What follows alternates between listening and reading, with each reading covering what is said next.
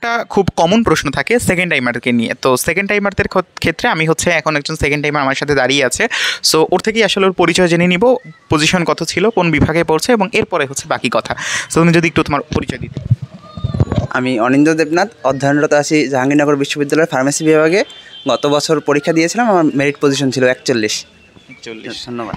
বাহ, 41তম পজিশন থেকে আমাদের অনিন্দ হচ্ছে ফার্মেসি বিভাগে পড়ছে। সো একদম সব থেকে গুরুত্বপূর্ণ যে প্রশ্নটাতে, সেকেন্ড টাইমারদের কোনো মার্ক জাবি দিতে কাটে কিনা? না, আমার মানে মেডিকেলে তোমরা জানো আগে 5 মার্ক করে কাটা যেত, কিন্তু এবছর ওখানে 3 মার্ক করে কাটা গেছে। কিন্তু আমাদের জাবি ডি ইউনিটে কোনো সেকেন্ড টাইমারদের মার্ক কাটা যায় না। ধন্যবাদ। একসাথে দুইটা তথ্য কিন্তু আমাদেরকে দিয়ে দিল যে মেডিকেলের ক্ষেত্রে কিন্তু সেকেন্ড টাইমারদের মার্ক কাটা যায়, বাট হচ্ছে জাবি ডিতে কিন্তু সেকেন্ড টাইমারদের কোনো মার্ক কাটা যায় না। আচ্ছা, এখন একটা প্রশ্ন হচ্ছে যে জাবি ডিতে যখন তুমি সেকেন্ড টাইম পরীক্ষা দিলে, তো এই সেকেন্ড টাইম পরীক্ষা দেওয়ার ক্ষেত্রে তুমি আসলে ঠিক কেমন অনুভব করেছো, বা এই ব্যাপারটা তোমার কাছে কেমন লেগেছে যে সেকেন্ড টাইমার হিসেবে জাবি ডি এর পরীক্ষা তোমার কাছে কতটা কনভেনিয়েন্ট লাগছে?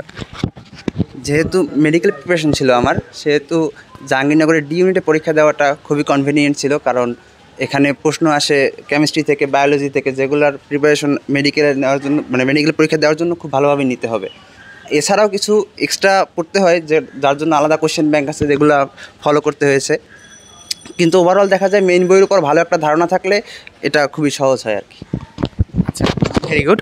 সো এখন আর কি তোমাকে যেটা আর কি আমি প্রশ্নের উত্তরটা চাচ্ছি যে আমাদের আসলে এই সেকেন্ড টাইমার হিসেবে যখন তুমি পরীক্ষা দিলে, এই পরীক্ষাটার ক্ষেত্রে তোমার কি কোনো মানে যেই হয় না যে একটা প্রেশার ফিল করে যে সেকেন্ড টাইমার, বা হচ্ছে আমি এখন সেকেন্ড টাইম পরীক্ষা দিচ্ছি, এই পরীক্ষার উপরে আমি আসলে কি করব না করব, অর্থাৎ সেকেন্ড টাইমারদের চান্স প্রাপ্তির ব্যাপারটা তুমি যদি আমাদেরকে একটু বলতে, যে চান্স প্রাপ্তির ব্যাপারে তুমি আসলে কতটা কনফিডেন্ট ছিলে বিগত বছরে বিভিন্ন বড় ভাইদের থেকে শুনে, বা যেভাবেই হোক আর কি সেকেন্ড টাইমাররা কী পরিমাণে চান্স পায়, এটা যদি একটু তোমাকে আমাদের শেয়ার করতে। দেখা যাচ্ছে আমাদের ডিপার্টমেন্টেও বেশ কিছু সেকেন্ড টাইমার আছে, কারণ ওদের যেহেতু বইয়ের উপর আগে থেকেই একটা ভালো ধারণা থাকে, তো ওদের চান্স প্রাপ্তির রেট এখানে ভালোই। তো সেকেন্ড টাইম হিসেবে তুমি আশাহত হইও না, যে মেডিকেল যদি তোমার মিস হয় তুমি এখানে আসতে পারো। আর যেহেতু এখানে লাইফ সায়েন্সের বেশ কিছু ভালো ভালো সাবজেক্ট আছে, এগুলো মেডিকেলের সাথে খুবই মানে যায় আর কি একসাথে। এর জন্য তোমাদের মানে যদি গোল থাকে এই সম্পর্কে, এই বিষয়ে কিছু করার, এখান থেকে করা অনেকটা পসিবল।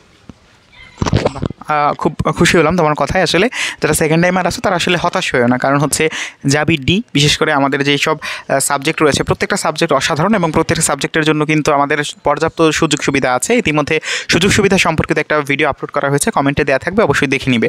সো এই কারণে কিন্তু আমি যেটা বলতে চাচ্ছি যে তুমি যখন জাবি ডি এর জন্য চেষ্টা করছো, সেই চেষ্টাটা কিন্তু হচ্ছে সেকেন্ড টাইমার হোক বা ফার্স্ট টাইমার, দুইটাই কিন্তু হচ্ছে সহজ। এবং তুমি যদি তোমার কিছুটা কি বলতে পারি আমরা চেষ্টা বা পরিশ্রমটা বাড়িয়ে দাও, সেক্ষেত্রে কিন্তু তোমার জন্য অনেক বেশি সহজ হয়ে যাবে।